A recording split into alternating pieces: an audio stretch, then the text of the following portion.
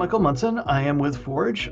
You are hopefully here to be part of the state-sanctioned state-sanctioned anti-trans hate violence webinar.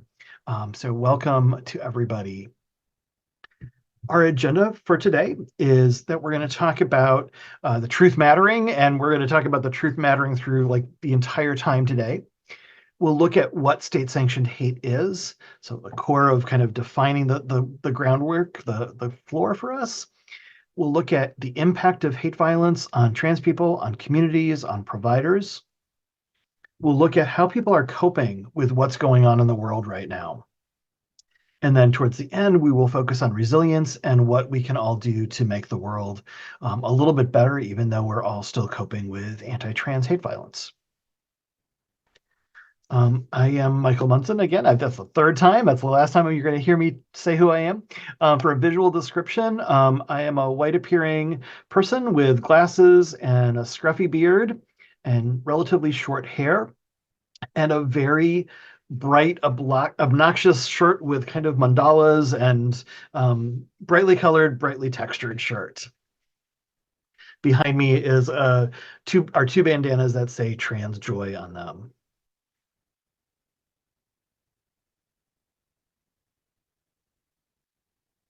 Just a quick review of who Forge is. We're a 30-year-old trans anti-violence organization. We provide training and technical assistance across the country. That's the majority of the work that we do.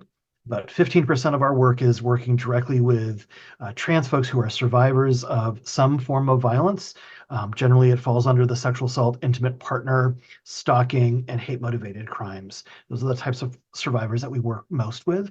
But most of our time is working with other providers in helping them become more able to serve trans survivors better. We hope that you'll see today that we try to make sure that our trainings, as well as all of our services, are trauma-informed and empowerment-based. And we want to be culturally responsive because we know that different pockets of the big trans community and different segments of our society need different things. And so we try to be responsive to those kinds of needs as well as those kinds of realities that people live.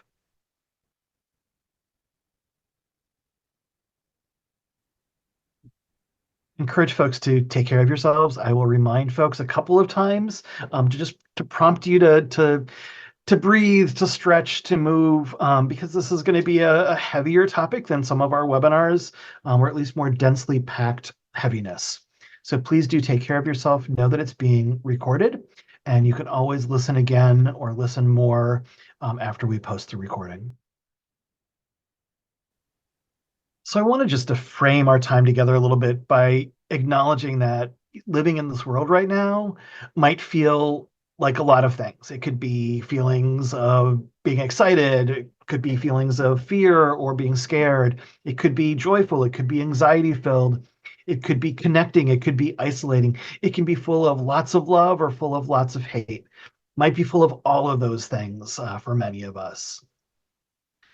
And for some people, it is about all of those things. And it can be a really scary time, even though we have some of those other positive things that kind of get mixed in to our set of emotions.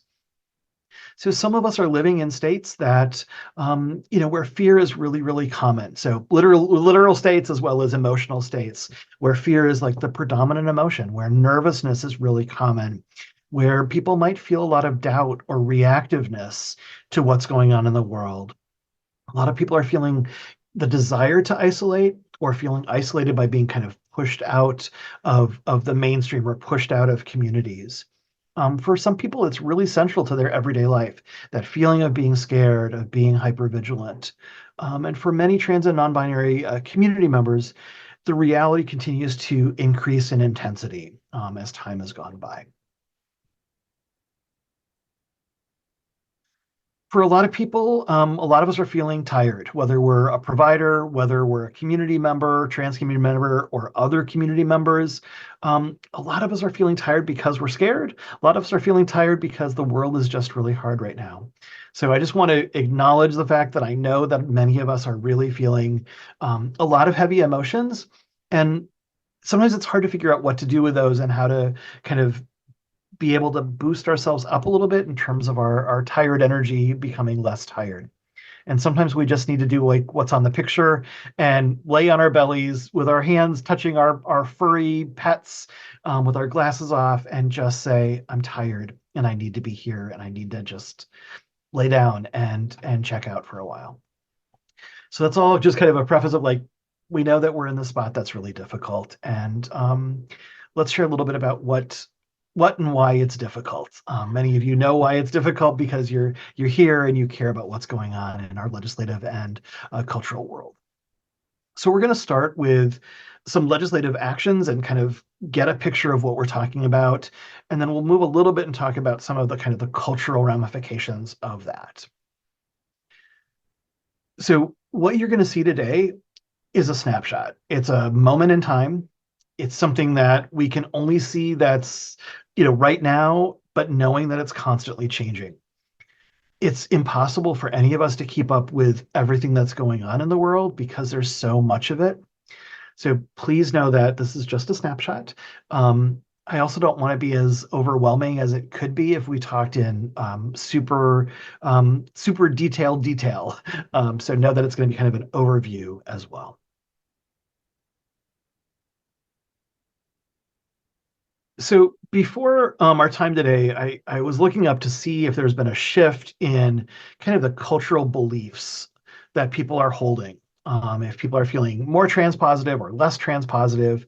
And what's on the slide is a capture of what people were feeling from 2017 to around 2023. And what's on the slide right now is a capture of folks that are Republican identifying. We could talk a little bit about Democrat and other folks in just a second, but what people were asked by multiple different surveys, that you can see kind of where the citations are, is have trans rights or trans inclusion, has it gone far enough? Are we protecting people? Is it far enough? Is it too far? And so what you can see on the slide is that we had, around 57% of Republicans say it's gone too far. We're protecting trans people too much. There was a dip in 2020, don't know why that was, but then you can see the slope going back up quite rapidly to 79% of Republican-based folks who are saying, trans people are getting too many rights, too many privileges, too much attention.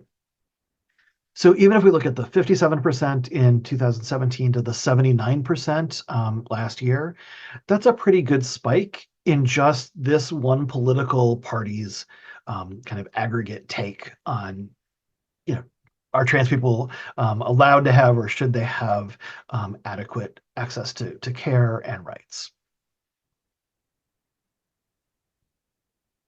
So let me give you one example of one of the polls that kind of fits into that meta-analysis in that framework. So again, this is kind of looking at roughly the same time period, so 2016 to 2022. And I know that the text is really small, but I did a screenshot for us all. Again, the top line on this are Republicans. And so this was around, how do you feel about restrictive bathroom bills? Should we support restrictive bathroom bills? And Republicans are on the highest. Again, I'm not trying to be partisan, but like our world right now in the US is divided between Republicans and Democrats. You can see there's a pretty sharp increase again between 2015, 2016, where around 44% said, yeah, we should restrict the rights of people to use what bathroom they identify with, to now 74%. You can see that the bottom line on this graph are folks that identify as Democrat. And that rate didn't vary very much. So 27% 5 years ago to 31% now. So just kind of a snapshot again in what some of those attitudes and beliefs are around one particular issue around restrictive bathroom bills.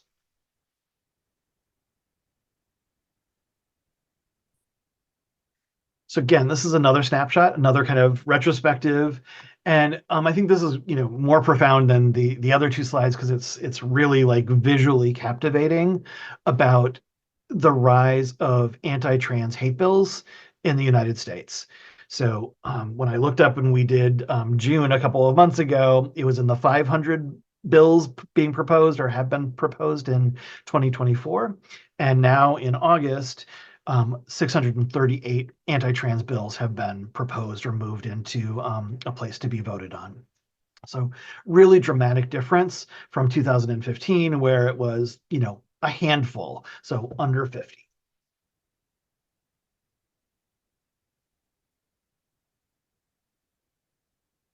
So most of us by now have heard about Project 2025. If you were on our webinar that we just did a couple of days ago, we shared much more detail about Project 2025. But I just wanted to remind us that this playbook is out there, this 900-page document that is really a guide for what might happen in 2025 if certain people get elected into our office of presidents. So one of the things that Donald Trump said, this was about 6 months ago, maybe 3 months ago, was we'll quote this, on day one, I will sign a new executive order to cut federal funding for any school pushing critical race theory, transgender insanity, and other inappropriate racial, sexual, or political content onto our children. So it stands for what it is, right? There's a lot of bias in that against a lot of different people, and there could be a lot of harm that's caused if that plan gets put into place in 2025. We know that when we look at intersecting realities, things might get more intense for folks. And I'm going to have Caleb, if he's willing, read a couple of quotes throughout today so that I can save my voice a little bit and you can hear somebody else. Caleb, are you able to read this quote? Yes. I am Danae. I am queer. I am trans. I am all of these identities. And I am well aware of how this world refuses to celebrate all of me and others like me. To love who I am is an act of resistance, an act of resilience, and an act of disruption. I am so much more, and so are you. To the youth with questions about themselves, it is a journey worth navigating and exploring as you come to know who you are, and a journey of becoming as you learn to celebrate and love all that is you. Be patient and kind to yourself. Please never forget how brilliant and how beautiful you are. Thank you, Caleb. We at Forge try to have positive quotes in our social media, reminders to all of us that trans people are beautiful and brilliant and full of joy and full of complexity. Caleb's our communications person, so Caleb has found some amazing quotes like this one.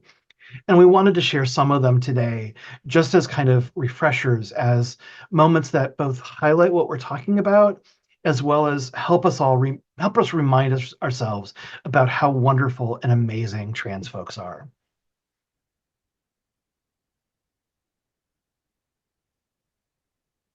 So we aren't living in this world where there's only trans, violence, anti-trans violence. We're living in this world where a lot of folks, a lot of populations, a lot of issues, a lot of identities are being targeted with state-sanctioned hate.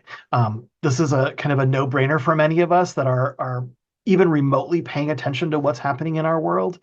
But it's really important to us to show and to think about the interconnection between the threats, the legislation, the conflicts, how things are interacting with each other, because they do interact with each other. We can't just look at one thing as a separate, isolated event or set of events.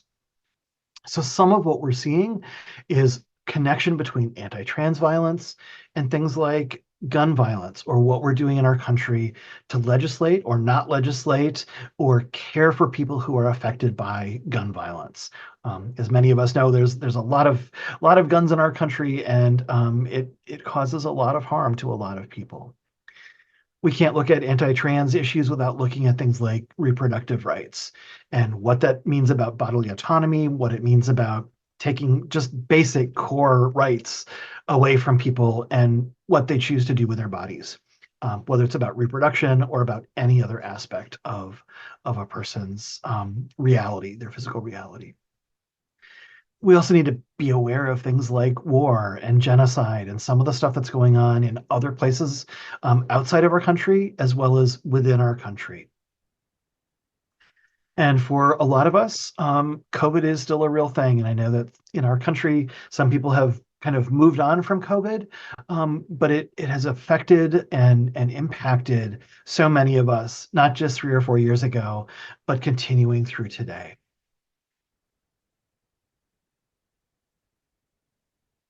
So again, when we have these intersecting realities, we know that many of those identities are being targeted.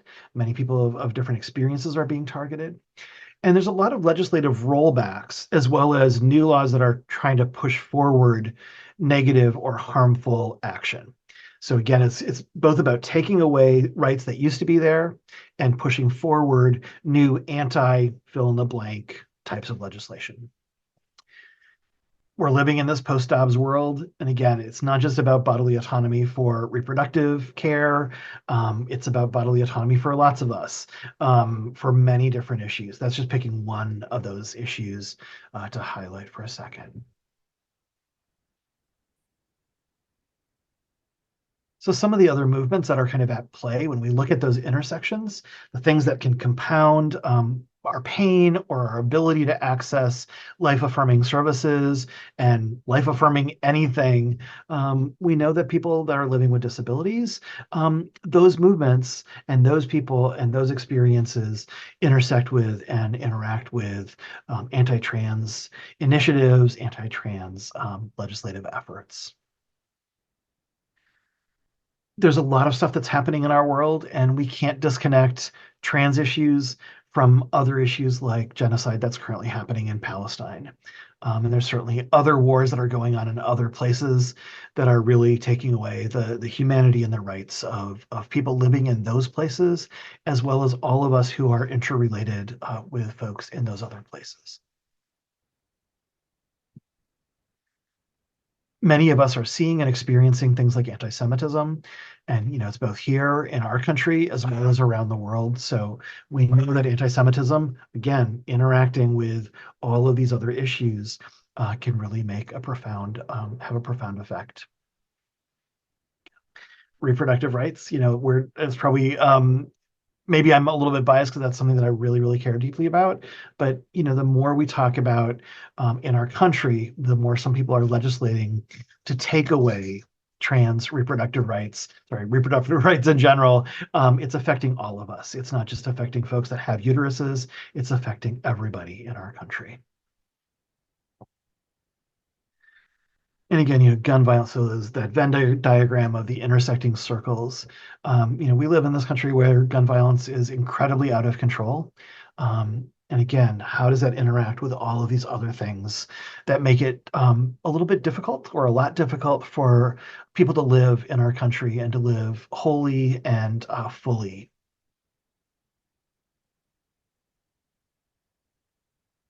And again, COVID. So COVID is one of these key pieces when we look at kind of an intersectional lens and how many people have been COVID deniers from long before, right before COVID started, to anti-vaxxers and more. So we're seeing that still show up in the world. And some of what I think is personally interesting about folks that were COVID deniers, for example, is they're the same people that are denying that trans people exist. They're not, they're denying that people exist. They're denying that things are happening when most of us on Earth One know that things are happening. I wanted to share with you this short video. It's a fantastic video that kind of shares some of the interactions or the intersections between COVID and many of the other things that we're talking about today. I have long COVID, and for this Pride Month, I'm mask for mask. Let's talk about it. I hate to break it to you, but COVID-19 is very much still a thing. The virus continues to spread all over the world, and it still poses a major threat to your health and to the health of others. One of the serious complications is long COVID. Now, long COVID is a catch-all term that describes a variety of chronic symptoms that people can experience after COVID-19 infection. This can include chronic fatigue, cognitive decline, breathing issues, and cardiovascular problems, all of which can be debilitating and last for multiple years. I have personal experience with this. In April of 2023, I tested positive for COVID. Since then, I have had major breathing issues and air hunger, which is super uncomfortable and can make it really difficult to sleep and especially to exercise. Long long COVID can affect anybody, but keep in mind that for those with pre-existing conditions, they may be at risk to severe COVID even if they get vaccinated. Reducing the spread of COVID-19 requires multiple safety measures, and masking is one of the most important. By wearing a well-fitting mask that creates a seal, like an N95, a KN95, or a KN94, you can reduce your risk of acquiring COVID-19.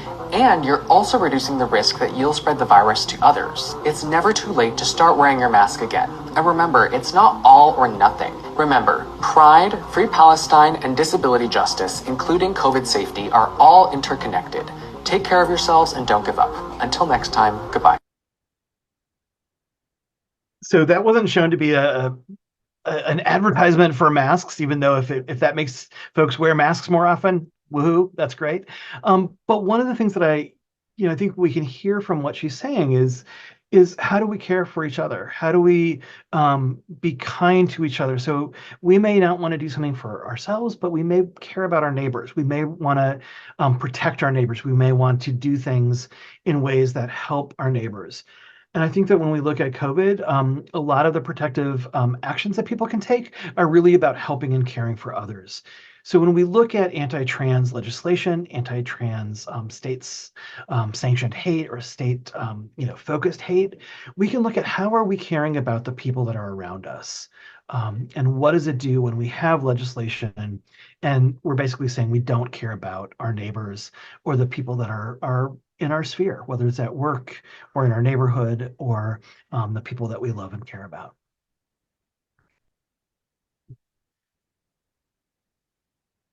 So the folks that are here today are obviously caring to be here. You care about this issue and you want to be here. But sometimes we get asked, well, why should I care about these kind of social, political issues? People that are working in domestic violence or sexual assault, they're like, well, that's what I'm focusing on. I'm not focusing on this other stuff. And again, we want to really remind folks that when we look at the intersectional forms of violence, we can't just look at sexual assault in isolation without looking at the fact that some people are experiencing hate violence and sexual assault at the same time, for example. When we have things that limit the access to healthcare, that affects people that work in sexual assault as well as people that work in other fields. We know that those issues are connected. When folks are seeing things like overt threats to personal and systemic safety, it reminds us that all systems can be affected. So people that work in one form of anti-violence or people that work in family social services or people that work in other areas, we know that some of the threats that are happening can affect all of those sectors as well as all of our personal safeties. And right now we're seeing a lot of people that are emboldened to act more violently. So I don't want to say it's sporadic violence, but we're seeing violence emerge in a lot of different places. Sometimes where we wouldn't expect them to come out.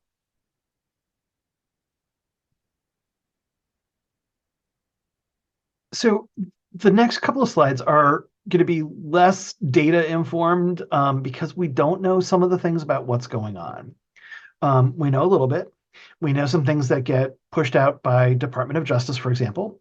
And this was actually pretty amazing when in 2022, the Department of Justice acknowledged that anti-LGBT hate violence was a threat, was a threat in our country. That was pretty profound. I don't believe that there was any other time in our country's history that the Department of Justice has said, hey, this is a serious issue, and people who are LGBT, there's a serious risk for folks. We do know that sexual assault and intimate partner violence are on the rise. We don't know kind of where that rise is going to land, but we know that more and more people that are trans are also experiencing sexual assault and intimate partner violence. And that's on top of already really high rates.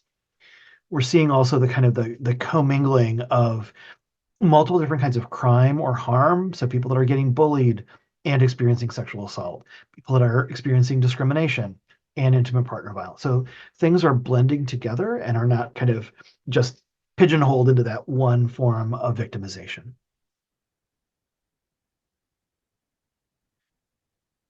The Williams Institute pointed out that LGBT people are 9 times more likely to experience hate crimes than non-LGBT people.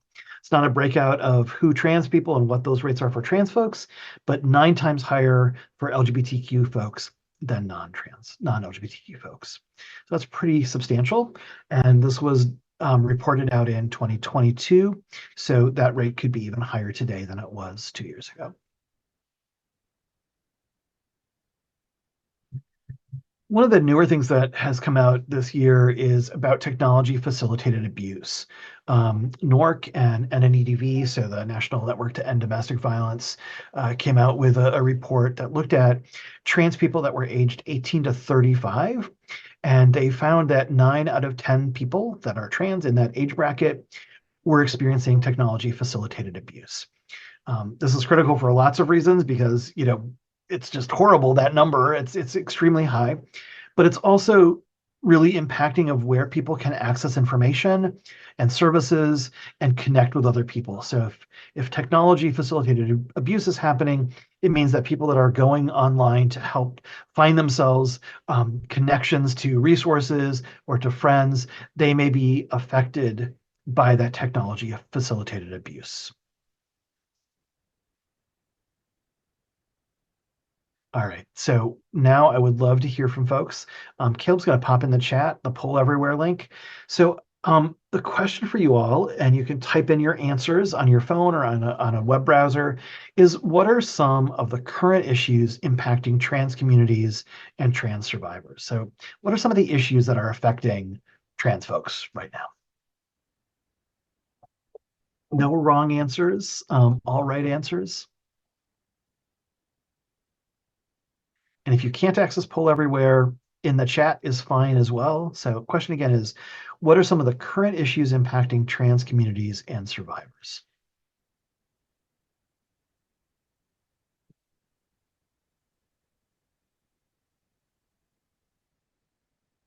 Anti-immigrant legislation, yeah. Mhm. Lack of access to healthcare, yes. Harmful legislation, misinformation. Mhm.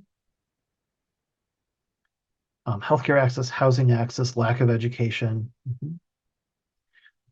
In the chat, I'm seeing sexual violence, interpersonal violence, doxing, and swatting. Yeah. Homelessness, mental illness, disinformation, lack of trust. Yep. Legislation restricting or banning medical care, legal gender markers, DEI initiatives, book bans. Yeah. Lack of safe spaces, media spreading hate. Exactly. Yeah. Anti-sex worker legislation and general stigma. Yes, exactly. Discrimination in schools. Yeah. Transvestigation. I don't love that word, but it's a creative use of putting two words together. So self-doubt, hatred due to lack of safe spaces. Yeah. Flipped school boards, but supposedly new, more liberal boards are not improving policies or daily safety for trans students. Exactly. Refocused attention on trans sports, particularly participation from the Olympics, right? So we're seeing some refocus or re-energizing content around trans sports. Yeah, those are excellent. Thank you very, very much for adding. That's a lot of content, lots of different areas that you've brought up. So thank you for participating. Feel free to keep going, and you can all keep on looking at what's coming in too. Great. So I wanted to share with you a couple of stories as we spend our time together today. And the first one is about Anna London. Um, every day trans people are faced with a lot of things like slurs and threats and physical interactions and violence. You all clearly know that because of what you just shared in the chat and in the poll everywhere. Um, a year ago in Milwaukee, where I happen to live, there were 4 Black trans women who were murdered, which is horrific and a high number for one city. And in addition to 4 Black trans women, there were 3 gay men who are also Black who are also killed. So let me tell you a little bit about Anna London, Lady London, as a code name or a shift name for her, and some of what happened with her. So Anna, like her sisters who died, like her 4 sisters who died, um, lived a life that was full of violence from a really young age. So bullying and a lot of stuff that happened when she's a tiny tot growing up into adulthood.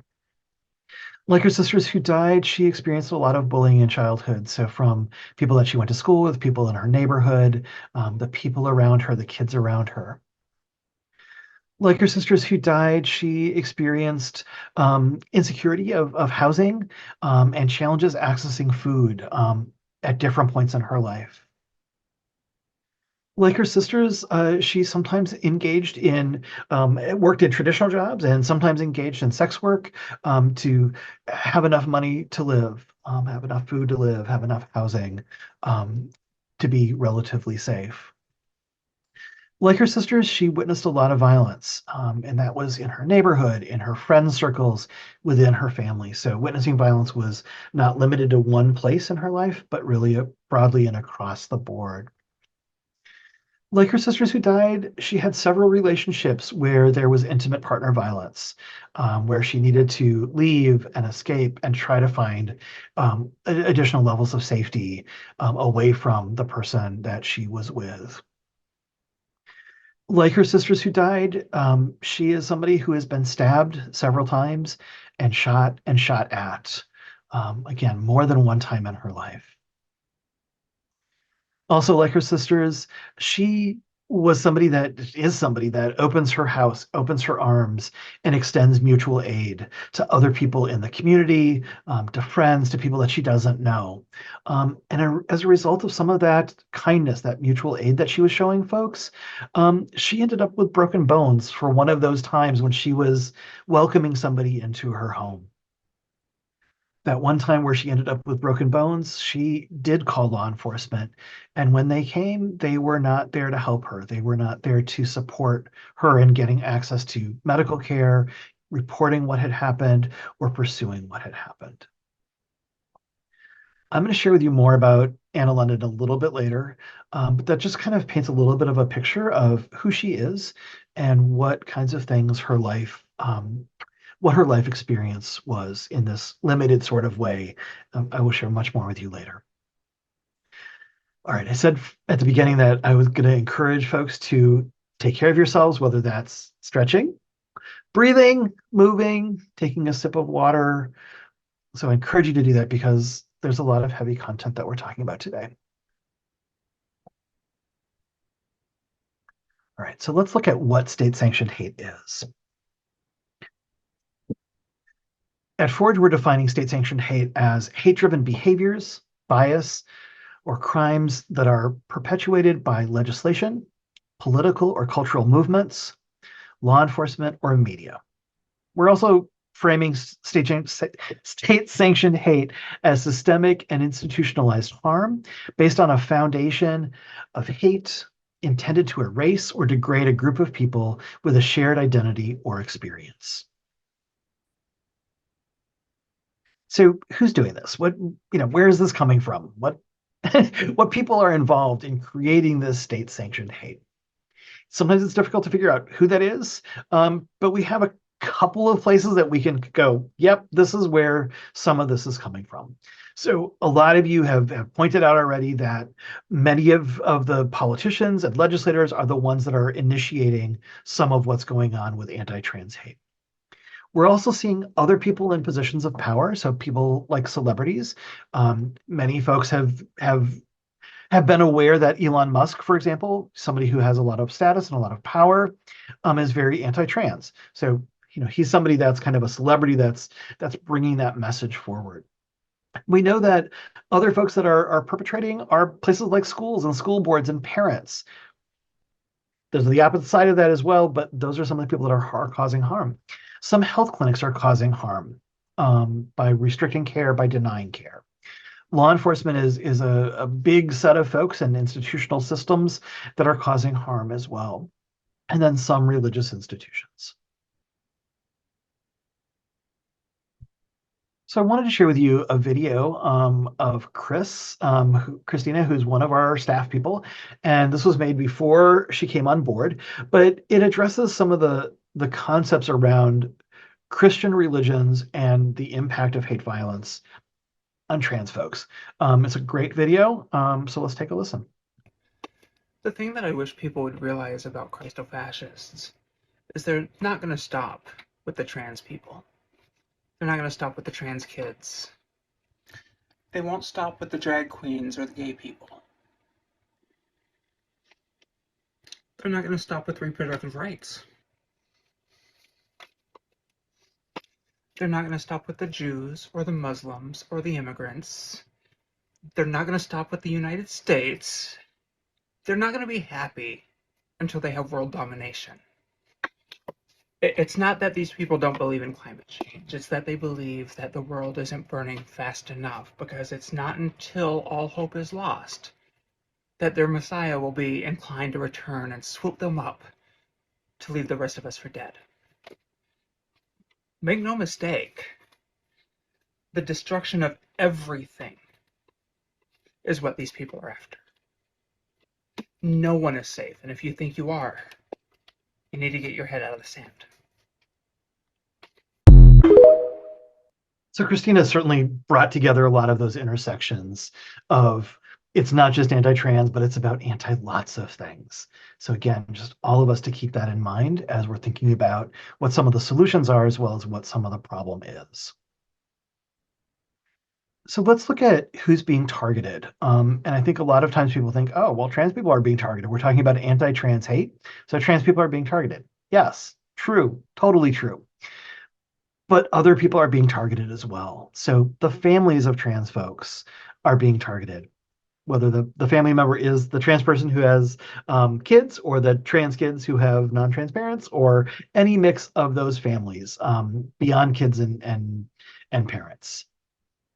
We know that friends and family and allies and people that are around and interact with trans folks are also affected by anti-trans hate. We know that many doctors and therapists and other service providers are affected, including sometimes losing their jobs because of anti-trans hate violence or legislation. Politicians and legislators, so the people that are causing harm can also be affected by harm. They can be the ones that are on the receiving end of it. Schools, again, can be affected by the anti-trans legislative efforts, causing them harm. Same for religious institutions, same for businesses. Those are just a handful of who's affected by anti-trans harm and state-sanctioned hate. We can look at some of the modes that people use, and there are many of them. So again, we can look at the legislative or the criminalization of ways of moving forward that agenda. It can also be in things that are not legal, not about the law, but about policies. So like workplace policies or school policies. We know that there can be some modes of like using social media to move forward messages that are anti-trans. We see things in both mainstream media as well as kind of on the dark web, or in kind of those under places that a lot of us don't always go look, but some people do, and some people get their information in some of those places. Some of the other modes that we see things happening are at in-person rallies or in-person events. Doesn't have to be just about trans folks. It could be about anybody where there's anti-trans messaging coming forward. We also see it in terms of doxing and swatting, like a couple people mentioned. So I just wanted to briefly talk about some of the areas where we're seeing anti-trans hate. And many of you brought this up already when we were doing kind of our brainstorm. We see some of the areas are around social media. So that's an area where it's getting targeted. Healthcare is a huge place where anti-trans messages are being directed, as well as laws that ban healthcare access. We see that there are threats to providers, threats or actual harm done to providers who care about trans folks. We're seeing in some states that there are child abuse claims that are being made against parents of trans kids, and those parents just want what's best for their kids, are not being abusive, but the state believes that they are. Many of the legislative efforts are around transition bans, so kind of forcing people to move backwards into a place that is not aligned with who they are, not with their gender. Many of us are very well aware of what's happening in schools and books, with book bans and ways that schools are harming kids by not providing equal access to information. Many of us know too that bathrooms are being, one of the places that are being targeted, so where people can actually go to pee. And we also know many of you noted that sports are another big area where folks are trying to restrict access to who gets to play on what kinds of sports or what kinds of team. Drag is not so much of an issue anymore. It's still a big issue, but drag is another area. Then we can look at things like workplace or other places that people spend a lot of their daily time. And then we can look at political folks. So where are politicians spending their money? How are they gaining money from being anti-trans? And how are they really behaving badly and causing harm by their behaviors? So we at Forge are seeing a whole lot of social media comments that are just horrendous. It takes a toll on all of us, but I wanted to share with you like one example of each of those areas. And so we're seeing things like the word groomer show up a lot in our social media comments. If we move and look at what kind of things are happening around healthcare or trans affirming care, this is a snapshot that I accessed this morning just to get a fresh look at it. In 6 states, it's a felony to provide trans affirming care to trans youth. 6 states, it's a felony for a provider, i.e., they could go to jail, they could be fined. 24 states, so basically half of our country, they ban the best practice of gender affirming care. So half of folks live in states that are gender affirming in terms of healthcare, and half states are not. We have places like Florida and Texas that get a lot of air time and a lot of press. But there are lots of bills that are trying to get kids who are trans kids who are living good, full lives to basically transition to the gender that they were assigned at birth, the sex that they were assigned at birth. So some of these bills are really forcing kids to move backwards and not be their true, authentic selves. Like folks have mentioned, there's no place to pee that's safe for some people. In some places, they are enacting a charge basically if you use the wrong bathroom. So wrong bathroom is obviously in major quotes, but trans people are getting charged, literally fined, criminalized for using specific bathrooms. So again, as many of you talked about things that are going on in sports, a lot of times the rules get made up as people go, but there have been legal protections for trans youth in sports, and youth meaning K through college level. And there's been some pushback and rollback in some different states. So there's some discrepancy between federal law and state laws, but people are trying to use Title IX, for example, as a way to say that trans folks should or shouldn't be allowed to play in gender aligning sports. There are some people that believe that pronouns are biological. I'm just going to leave it as that. But there's some messed up folks thinking certain things. Not that the folks are messed up, but the thoughts are messed up about pronouns don't have a biology. But some of the policies and stuff are being developed around things like pronouns that are biological. So y'all can figure that out. It's hard to wrap your head around. This slide is from 2022, before the November elections.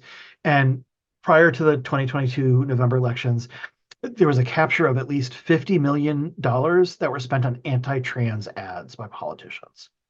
We're obviously leading into an even bigger election in 2024 in November. Who knows how much money is going to be spent using anti-trans ads to try to use it as a wedge issue, to try to convert people or draw people to their side.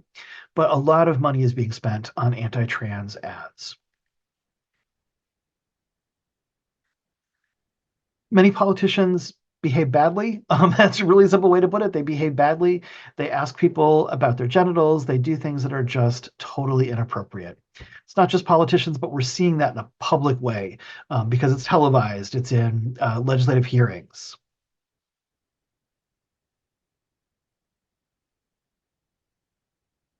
And this summer, prior to the kind of the Pride season in June, the FBI and Homeland Security warned of potential threats to LGBTQ events around Pride Month. So again, this is one of the things that we haven't seen before, that the FBI was saying, hey, we should be careful. We, meaning collectively, all communities should be careful, because stuff might happen that's anti-trans, anti-queer, that may cause harm to people.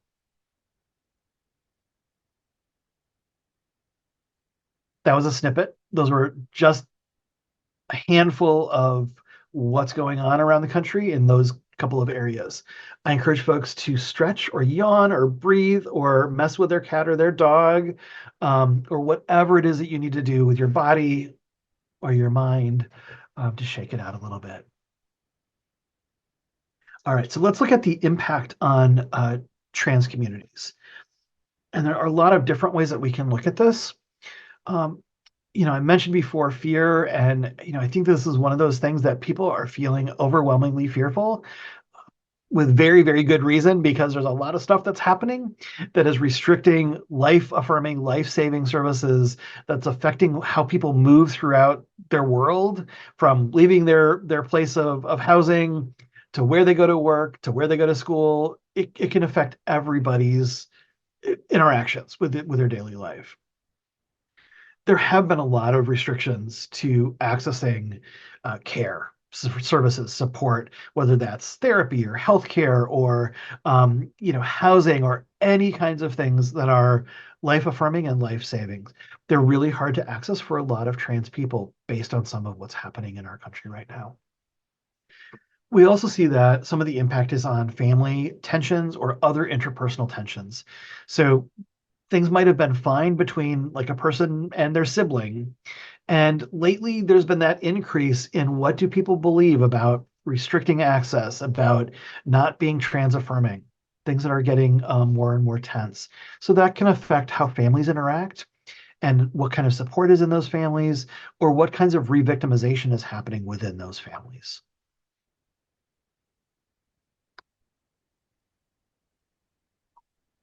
So get ready with your thumbs or your fingers again. Let's do some poll everywhere questions around what are some of the impacts of the current legislative and cultural attitudes or behaviors on trans people and loved ones that you're seeing. So what are some of the impacts of what's going on legislatively that you're seeing?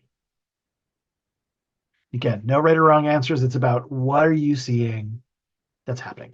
Yeah, so the impact is confusion. Yeah, totally.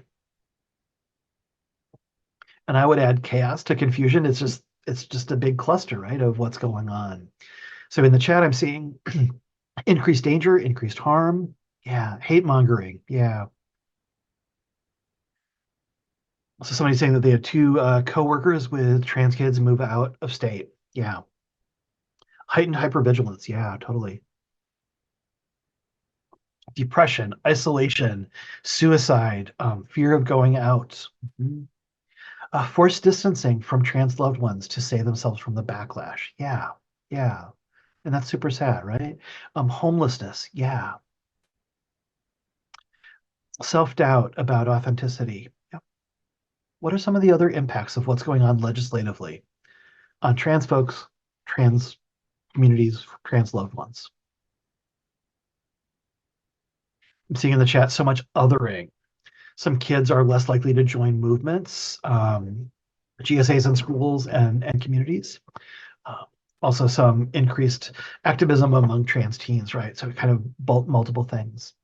So I'm seeing in the poll everywhere self-doubts about authenticity, indoctrination of children, teachers and providers quitting the field. Yeah, so some providers are quitting. Yep, or leaving. Lack of healthcare. Yeah. Y'all are coming up with a great but bad list, bad meaning negative list of what's happening for folks. A couple of other things that I'm seeing here are worries about marriage licenses not being recognized, traveling distances for care, which can be a really huge barrier for some folks, increased risk increased risk taking around unsafe sex or substance use among teens. Yeah, so there's some increased risks. There's some external things that are imposed on, and there's some things that trans people or families or loved ones are doing to try to protect or keep themselves safe. Yes, thank you very much for adding to that list. Again, you can keep on adding, and y'all can still see those things as we move forward. So let's look at how people are coping. Some of you have just mentioned that sometimes people are coping with things like alcohol and drugs. And I want to be really like kind of clear up front that when we at Forge are looking at coping strategies, we're looking at strategies of coping, right? They're strategies that people use to get through, to get by, to make it through things that are really difficult. We don't look at things as good or bad. They're just what people are doing in order to survive. So some folks are using alcohol and drugs. Some folks are engaging in non-suicidal self-harm. Some people are isolating intentionally. Some people are getting forced to isolate, but some people are intentionally isolating. Some people are stockpiling hormones. People are doing some things that are like, bringing in, gathering in, numbing or soothing in order to cope. Several of you have mentioned this already, but some people are moving out of state. They're moving from one of those, 24 states that have restrictive healthcare bans to other states. They're getting out of Dodge, right? They're moving to a place where they think they can be safer at work, at school, with healthcare. Whatever reason, there's many different ways and reasons why people may move to a different state. But in theory, there could be some greater safety and greater access to care in those other states.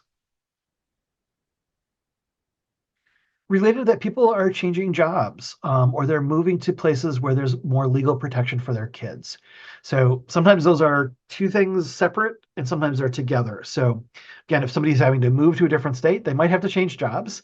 They may be moving for their kids. They might be moving for themselves. They might be moving jobs within their own community, so not moving to a different state. There's lots of ways that people might be shifting their employment or their housing to places that are more safe. We're also seeing that people are coping and communities are coping by having increased security. And it could be for things like drag or trans or queer events, but it could also be other places where we're seeing increased security. We're seeing increased security at places like trans-affirming healthcare agencies, where there might be literally a security guard that is helping people get in and out of that healthcare facility. So it's not just about events, it might be about services as well. We're seeing folks cope by using guns or having access to guns or having ownership of guns. Those are three separate different things, but people are wanting to have guns because they know that law enforcement, for example, is not as likely to protect them as other folks, especially if trans folks are Black or brown, if they're young, if they're super old, either ends of those spectrums. Folks sometimes don't feel that they're going to get protected by their neighbors either, or the folks that are around them. So for many people, they feel that they are the safest. The way that they want to cope is to own a gun. One of the pieces of data that we just learned in a recent survey that we did is that the majority of folks that responded to our survey, at least, who own guns are getting trained. So at least there is some hopefully ability to use their gun in a safe way. Many folks are keeping it locked and things like that. But still, many of us that work in sexual assault or intimate partner violence know that when there's a gun in the house, there's more likely a chance that that person themselves is going to get shot or harmed by that gun. Caleb, could you read this quote? Those barriers are still very real. That happens all the time today. And I think my job is to help do some of that repair work, not to make up for what other therapists have done, but to say, how do we heal from that? How do you do that big, scary thing that is to trust someone with your story? Thanks, Caleb. This is from Travis Trott, who is a therapist in the Midwest, works really a lot with trans folks, and is a super amazing therapist. I want to self-promote a little bit of a couple of panels that Travis has been on that we've hosted. He was part of a grief panel, so folks coping with the collective grief of our world right now. And he was on one of the therapist panels that we did a couple of years ago. He's brilliant and amazing and introspective and just amazing. So I encourage folks to take a look at some of the content that he has been part of, that we've been able to very wonderfully be able to share with the world.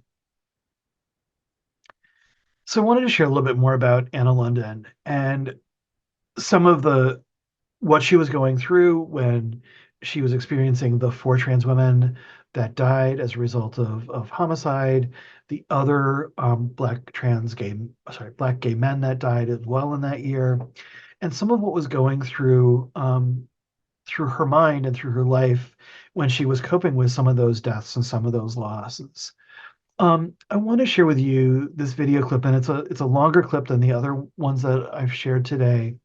Um, and this is from one of the memorials for her friend Cachet Henderson.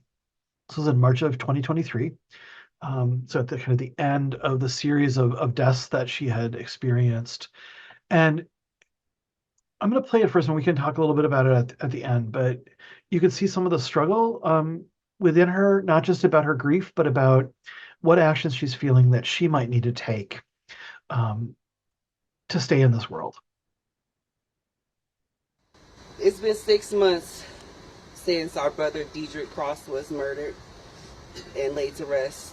It's been 8 months since we laid our beautiful sister, Queen Regina Maya, to rest. And it's been 9 months since we laid Troy Davis to rest. And it's been about 9 months since we laid Brazil to rest.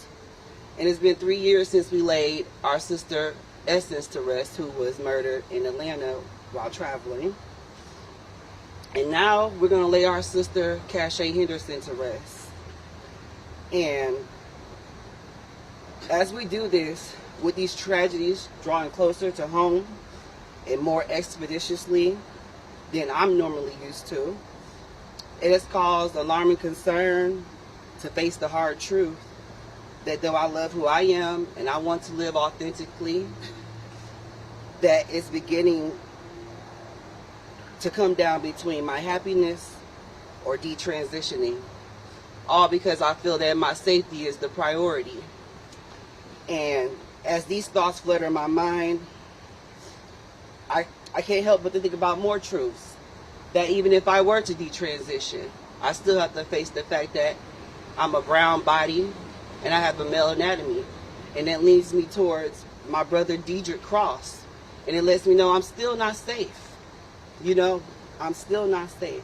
And though we can agree that there's no safe space for any one of us, man, woman, trans, cis, the probability of me being unsafe is way higher than any of you. And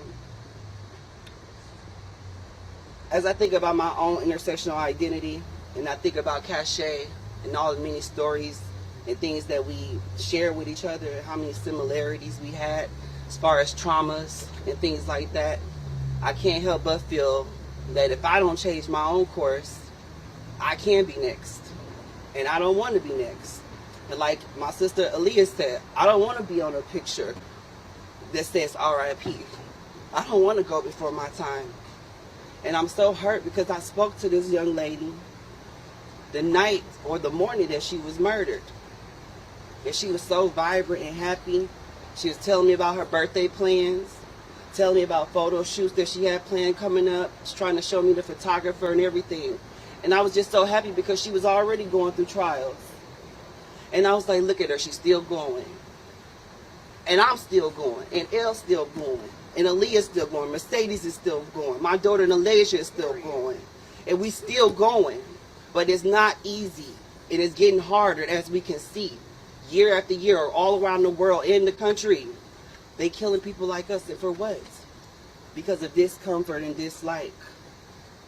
But there's a lot of things that I'm uncomfortable with, like being murdered. But I'm not going around taking people's heads off for it. And as we gather here today, I hope that this can be the last one. I pray to God that this could be the last gathering that we have when it comes to our community. I hope that you find it in your hearts to encourage people to protect us and to love us and to care about us and understand that it's just different. Thank God that you're different. Thank God that you have your own identity. Thank God that we are all able to be individuals. And we need to encourage others to continue their individuality and to love each other.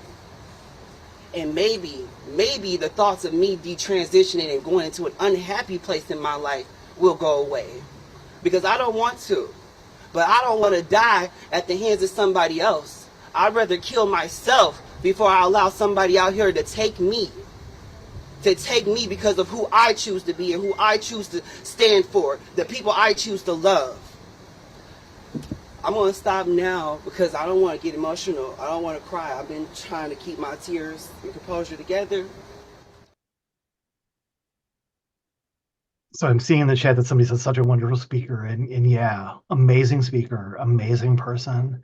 And one of the ways that some people are coping is through detransitioning or thinking about detransitioning, and and how complicated that can be, because it's not a simple answer, especially if you're Black or brown.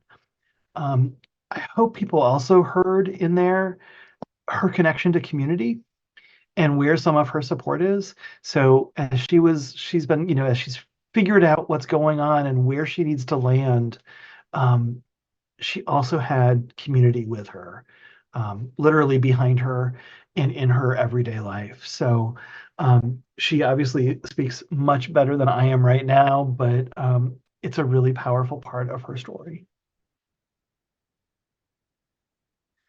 So again, heavy, hard. We're going to move on and start to talk about more of what we can do. But I encourage you to take a breath, take a drink, move your body in a way that allows you to release some of the hard and the heartache of what we all just heard. Let's look at some resilience and some public responses and some of the things that we can do. Caleb, would you be willing to read the quote that's on the slide right now, if you would, pretty please? Yes. Transgender women are women. Any statement to the contrary erases the identity and dignity of transgender people and goes against all advice given by professional healthcare associates who have far more expertise on this subject matter than either Joe or I. Thanks, Caleb. So that was Daniel Radcliffe, who has been a really strong advocate for trans folks, in partially in response to the author of Harry Potter, who is very anti-trans, very, very, very anti-trans. So it's great. One of the things that we can do around resilience is we can have folks that are able and willing and are safe enough to be able to speak out.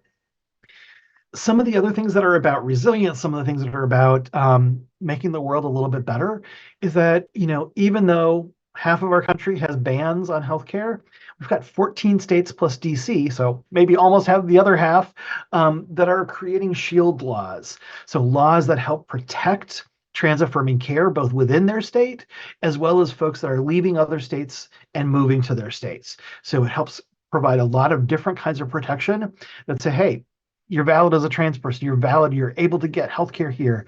You're able to have live your full life here. So shield laws aren't a perfect answer to everything, but it says a lot when states make this decision to have that affirmation to trans folks and the commitment to trans families and trans communities. We're also seeing that some companies are making some changes and figuring out how to make life a little bit better. So access to affirming hormones in those states where it's really difficult, we have more and more online pharmacies that are popping up that will allow hormones to be mailed to folks, even in states where there's restrictions. Not every state, but a lot of them. We're seeing more and more faith leaders taking action. And sometimes it's really interesting when faith leaders take action and are public about affirming something, about being for something rather than against something. Sometimes they have a little bit more clout than the average person that doesn't have a collar or doesn't have a visibleness in their spiritual or faith leadership. So I think it's really amazing when faith leaders are able and want to and can be present in that trans affirming positive way. We're seeing a lot of movements unite. So we've got intersecting movements around what and how harm is happening, but we also have intersecting movements around how we can uplift each other, how we can work towards justice for multiple different kinds of communities.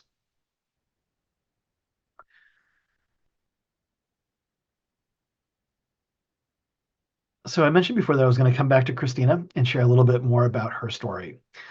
So you heard that great video of Christo-fascism.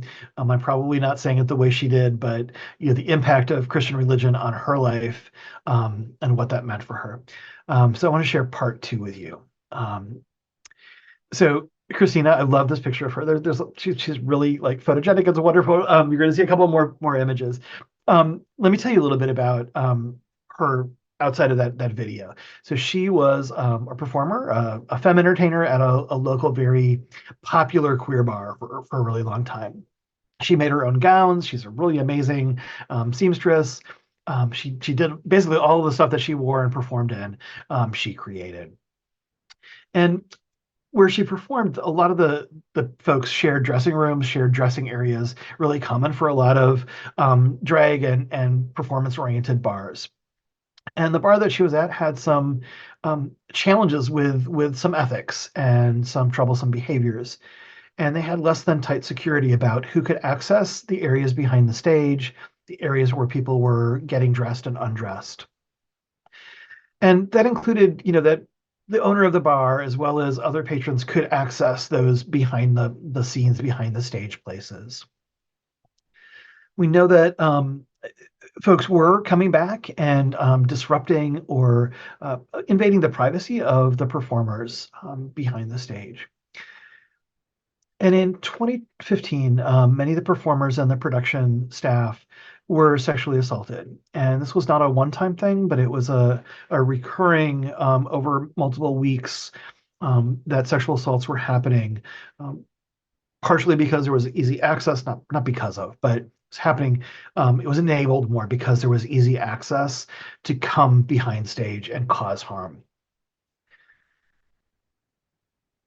So the bar wasn't willing or able to do anything about it. They probably were able to, but they chose not to.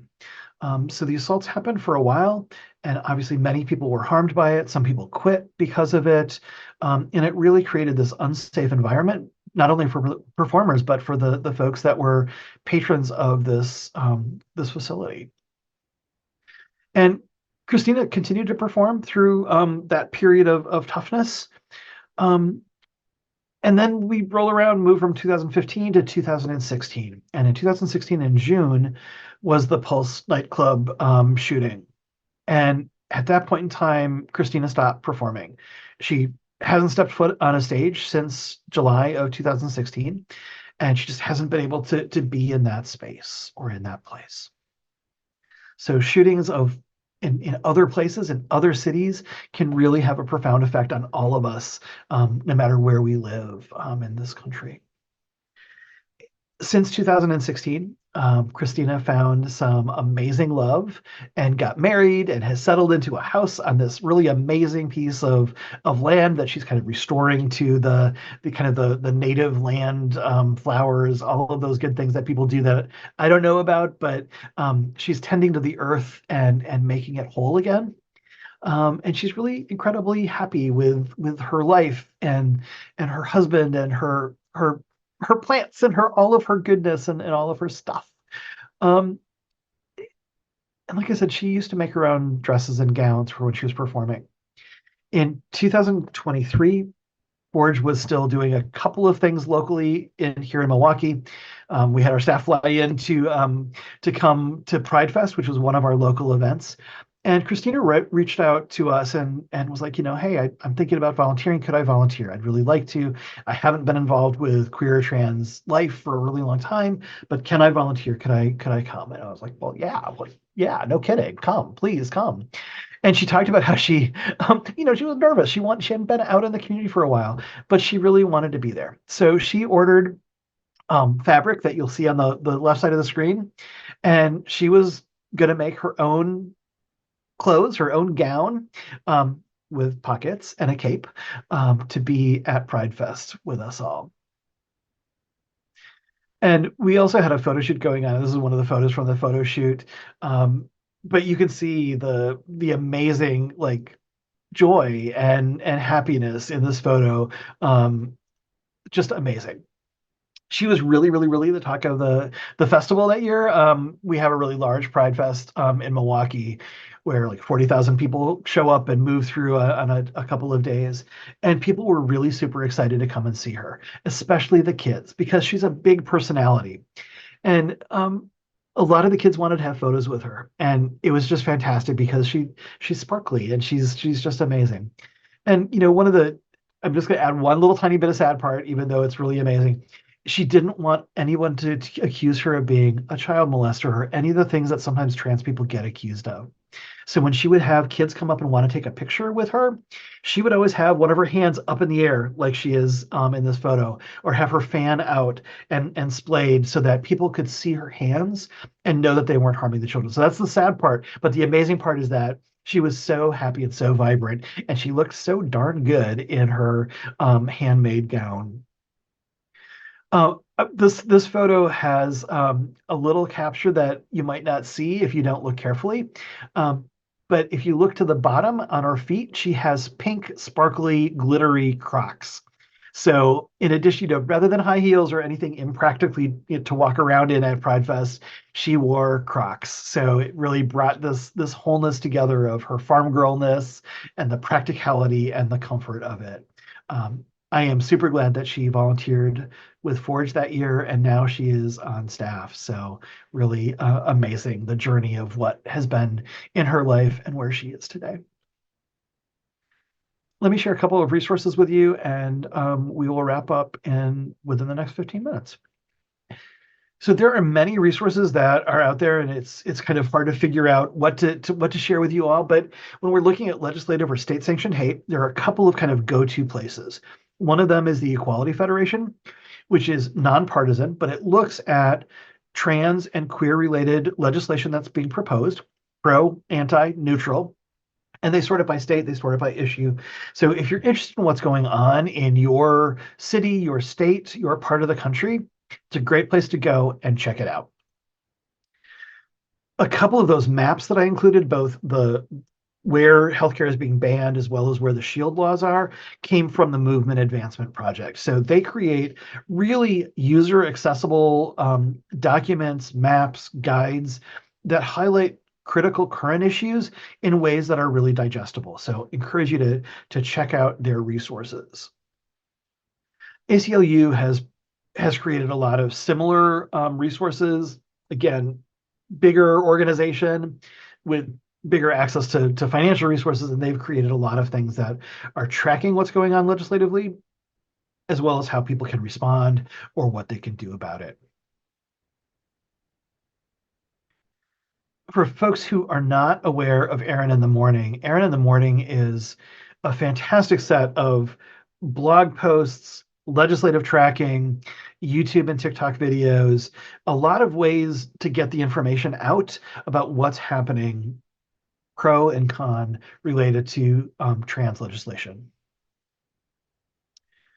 Forge is collecting an ongoing set of how we can respond to hate violence. So some of the actions that we can take as everyday ordinary people to what's going on. So Caleb is amazing at kind of pulling together and connecting some of the really hard legislative things and some of the things that we as everyday people can do in response to those hard things. Some of you I know are repeat flyers, so you've been here for one or more of the other webinars that we've done in this series, but we do have the series of 4 webinars with a 5th one that's going to kind of come a little bit later this fall. But we encourage you to join us on the next 2 upcoming ones in this series, or take a look at the recordings that are available on YouTube or on our website. So we wanted to end in a way that enables us to think about what can we do, each of us individually do, what can our organizations do. So I'd like folks to think about what can you do to uplift hope. And so again, we use poll everywhere so we can all kind of see what's happening. So what can you do, so you personally or you as your organization do to uplift hope?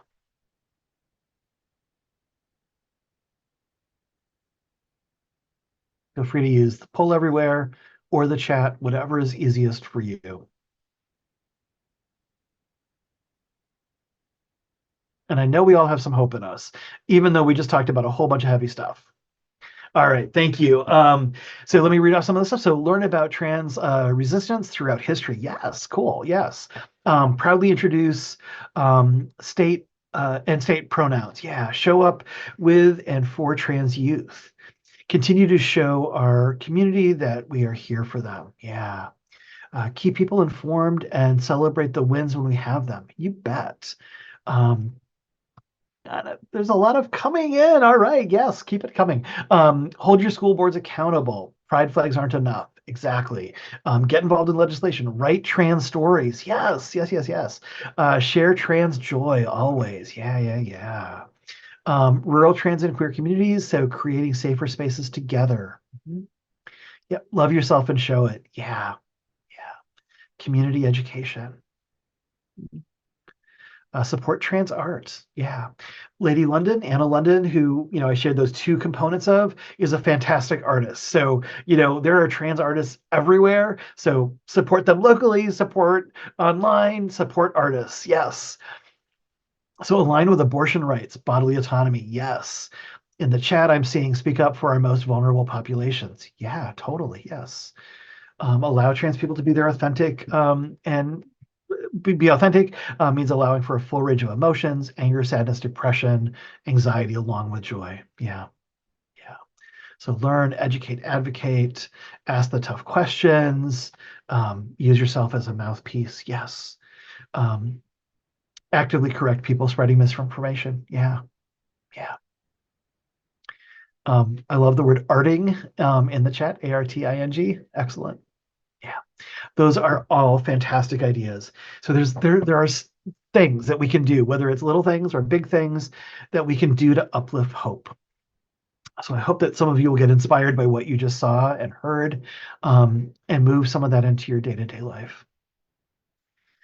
Let me share with you a couple of things that we know at Forge that are things that people can do. Kayla, if you're willing to read this quote, and then we'll do a couple of practical steps. It is often easy for youth to feel like we do not belong, especially queer and trans kids of color. I deeply understand this loneliness, and I want to remind myself and others like me that just because we don't see ourselves in the media or in sports or in adults around us does not mean we don't exist or aren't valid. I've had to chart my own visibility and validity and prove that I exist despite everyone's doubts. And here I am. Trans and queer youth of color, you are here too. I see you, even if the mainstream media does not. You are valid. So Skylar Baylor is a trans athlete that went to Harvard and was one of the more visible folks many years ago as a trans person playing sports at a major university. So Skylar has a fantastic YouTube and TikTok presence and is really amazing person to vocalize some of the issues that are currently going on. So check him out. So some of the other things that we can do. So here are some practical suggestions in addition to what you already offered. We can report hate speech. We can report hate speech on social media. We can contribute also to the positive dialogues on social media. So we can contribute by reporting, but we can also contribute by adding in more positive dialogue. We can find out and support trans affirming medical care. So if we're at a sexual assault, intimate partner violence agency, let's have those trans affirming medical providers on our referral lists for trans folks who are survivors who need healthcare. That's just one example. So know who those folks are so that we can help spread that information to the folks that need it. We can do things like listen. And sometimes that sounds like really silly or really not important or not very important. But when we can listen, when we can sit with somebody, when we can be present, it means sometimes more than getting folks access to services, but just to listen. Same thing with body language. Are we leaning into people? Are we listening with open arms and open hearts? How are we making eye contact with people? How do they know from our body that we care about them, that we are welcoming, that we are affirming, that we really see them? How can we show up? So we can show up in lots of ways. We can literally show up with our bodies to places. We can speak up. We can write up. We can do things that intervene or move things forward in a positive way. we can love on our people. And I know sometimes people harass me for talking about love, but sometimes it's really important to show our love for people, however that looks for you. And whether we know somebody or not, sometimes it's really important to love on the folks that are not yet in our closer sphere. And so this last quote that I'm going to leave you all with is by Case Strangio, who is an amazing attorney with the ACLU for a while, and I think is still at the ACLU, and has just moved forward a lot of really amazing legislation and responded to some of the anti-trans legislation. So he writes that there is resistance that is growing, and I believe in the power of our continued ability to find and celebrate ourselves and hold our communities in love. So we welcome you to connect with us, with us farther than this. You can access lots of different resources on our website. You can find us on social media where we post daily, if not more than daily. So you'll find access to resources, those positive quotes that Caleb posts a couple times a week, at least once a week. But we'd welcome your interaction with us there. You can contact me at the email that Caleb will also stick in the chat. If you have any one-on-one kind of questions or concerns or things that you'd like to address. And again, we'd love to have your feedback. We care about your feedback in whatever you'd like to share with us. If you want CEUs, you have to complete an evaluation, not our rules, but we want you to be able to get your CEUs. So please take a moment. It's a very short evaluation, and join us with that. So any questions or comments? We've got about 5 minutes left. And I am down for folks to have questions or comments that you'd like to share.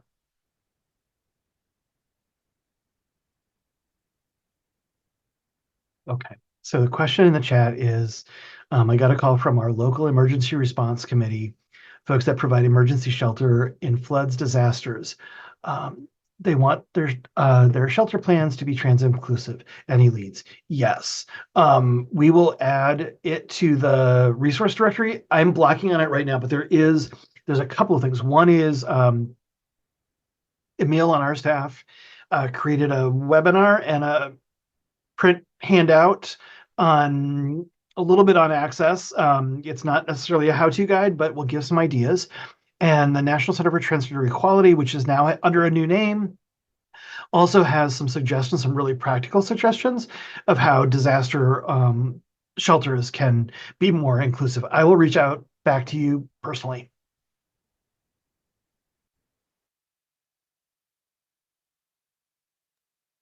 Thank you for that question. Thank you, everybody, for being here today. Enjoy the remaining 5 minutes of the time that you blocked off. And we hope to see you at another webinar coming up soon. So thank you very much. And thank you to our access folks to increase the access for everybody to fully get stuff out of today.